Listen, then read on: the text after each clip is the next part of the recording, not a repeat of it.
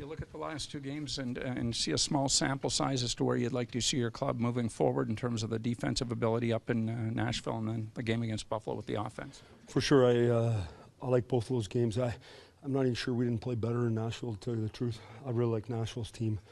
They've done a good job over time, good players, good age group, and they were hard to play against. I thought we played well in that game. In the end, we didn't score. Last game, obviously, we had the puck a lot.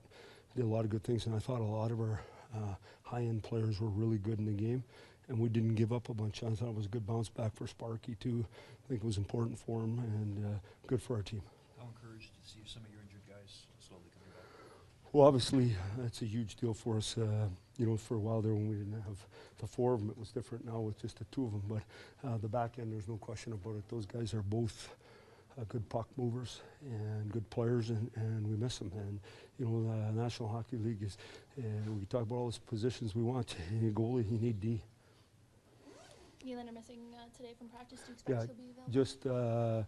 I expect him to be available. We just felt that he wasn't feeling good. Hadn't been feeling good in the previous games. He played anyway, and then we just felt that it was best to give him the day-to-day. How would you like mixing those again up in Holland with Riley? Well, it worked better for us. I mean, we didn't play those guys tons of minutes, but just confident people out there with him that talk to him and help. I think, I thought Haynes really helped Oler. Mike, there's been a lot of speculation of late, a lot of talk on radio locally about your relationship with Kyle Dubas, people reading into comments that you made about depth of the team and so on. Yeah, I heard that. Yeah, could you clarify where that's? I didn't hear anything I didn't hear anything till I was walking to the press conference in Nashville, and Scott handed me, said, "You better read this." I said, "Well, I don't have time. What's it say?" He says speculation on some things. Well, what's interesting is my first general manager in the National Hockey League was a gentleman named Brian Murray. And one of the first things he told me is, he says, as a coach and a general manager, never let anyone get in between you. And if you do, you're going to be in trouble. So that relationship's so important. So whatever people speculate or think, I don't believe that's the case. I know Doobie and I talk all the time. We've talked about this since this happened. How would I say it?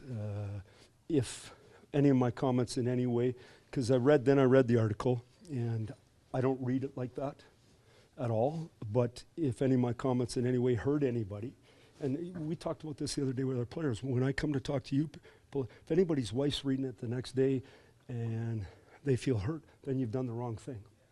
So that's not my intent. One of the comments was about depth in the organization. We got to keep improving our depth. We all know it. So Doobie's trying to do that. Jimmy Pelafito, our pro scouts, myself, developing players, Sheldon, we're all trying to do it so that we can get to be like these teams.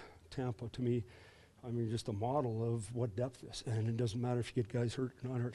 So if there was any slap at anyone, it sure wasn't intended. That's not what I meant to say. Now, you guys live in Toronto too, right? What else you got?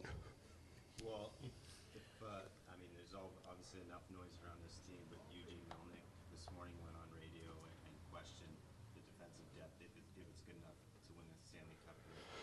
Any response to, an owner of another team saying something? No, we got people questioning everything we do.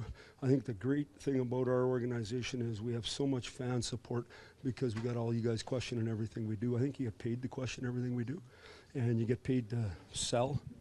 I think that's what your jobs are, so whatever you got to do, I don't spend much time worrying about it. And as far as, we got an unbelievable owner here in Larry Tannenbaum, and we're blessed to have him. How's that? Mike, Shanny has said that he likes difference of opinions within the management group or the decision makers. Can you just maybe talk a little bit about that? I think that's really important to have. I think people got to think different ways, but I also think publicly, that's not the idea. Publicly, and you know what? Every year, a couple times a year, I go to the media, I don't know, twice a day, sometimes 3 times a day, it seems like. There's going to be a storm once in a while. There just is.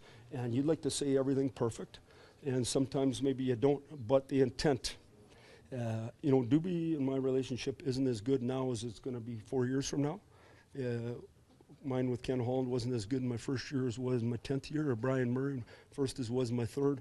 Where Lula, it takes a while just to keep building your relationship, but this right here, this little opportunity been provided for me, and will just make us better.